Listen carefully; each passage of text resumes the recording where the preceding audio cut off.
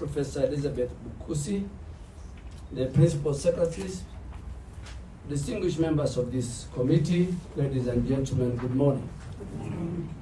On the 17th of April 2025, I addressed the nation following a deeply troubling allegations of malpractice and ethical breaches in kidney transplant procedures at Medihill Hospital in Eldoret.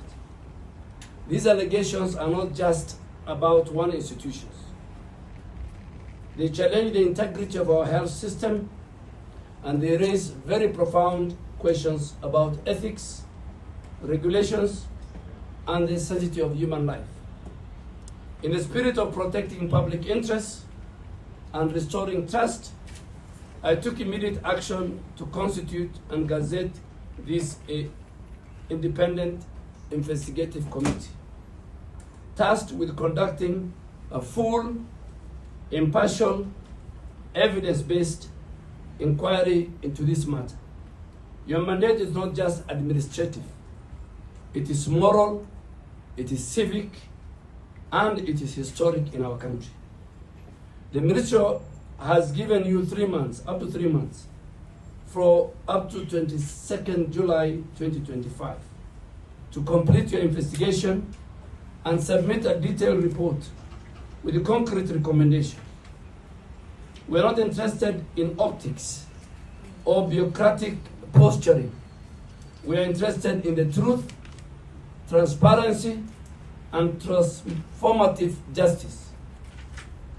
I am especially honored to inaugurate this committee under the leadership of Professor Elizabeth Bukusi, a globally respected expert in medical ethics, a distinguished academic, and a professional of unimpeachable integrity.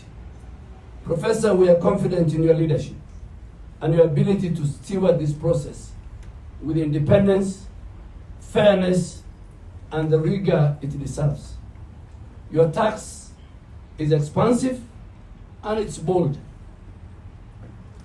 Among the many things we expect from you is to review the Kenya's policy, legal and ethical frameworks governing the organ and tissue transplant services in our country. We expect, under your leadership of this able team, to conduct both physical audits of all the transplant facilities in the country.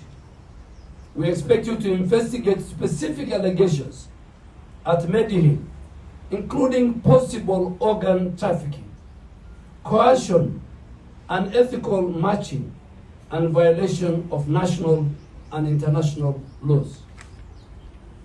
We expect you, under your leadership and this team, to review all the relevant documents, donor-recipient consent forms, and governance system for the past 5 years, and in short, no stone must be left unturned. I urge each one of you to discharge this duty with unwavering integrity, discretion, and professionalism. The safety, the dignity, and the right of donors, recipients, families, and healthcare providers must be safeguarded through this process. We must do the right thing and do them right. Pending the outcome of your investigation, all organ transplant services at Medihill remain suspended. This is not punitive, it is a precautionary measure. It signals that patient safety comes first, and we will not hesitate to act decisively where public interest is at risk.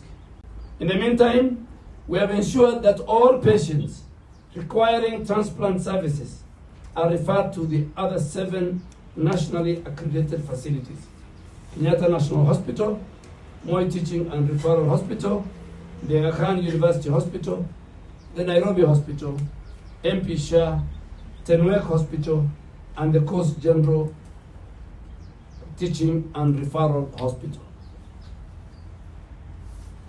Ladies and gentlemen, this is a moment of reckoning. We are not just investigating a hospital. But we want to rebuild the trust of Kenyans in the healthcare system. Trust is not granted. It is earned through truth, accountability, and through reforms. This committee is a critical part of that process. To the people of Kenya, we hear you and we will act decisively, transparently, and in your best interest. To this committee, you carry the hopes of our nation on your shoulder. You have my full mandate and the full support of the Ministry of Health. We will not shield any wrongdoing. We will not entertain impunity. And we will not fail in our duty to respect, protect life, and uphold the law. Let us restore public confidence, not through convenience, but through courage, truth, and service. I thank you, and I wish you strength, I wish you wisdom, and I wish you success in this important assignment. Don't let the people of Kenya down. When I came here, there was a team. They did not submit the report for over 1.5 years. They have dissented. There were dissenting voices. There was coercion. They were told that orders from the above. I want to assure you, Professor, there will be no orders from above. There will be no orders from above from this ministry and from the presidency.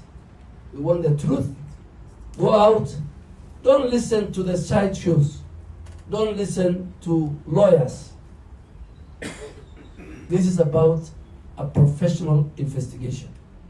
So don't be, and that is why we have a patient in this committee. That's why we have a representative of the Attorney General's office, the Chief Legal Advisor of government. That's why we have all shades of expertise in this committee. And I really want to thank and ask the PS Medical Service and PS Public Health and the Director General to give all that this committee requires to make their work very easy. Thank you very much, and may God bless you. Maybe I'll give a chance to Professor Elizabeth to say one word. As I hand over the Gazette Notice with the names and the terms of reference that this committee will use as its core document.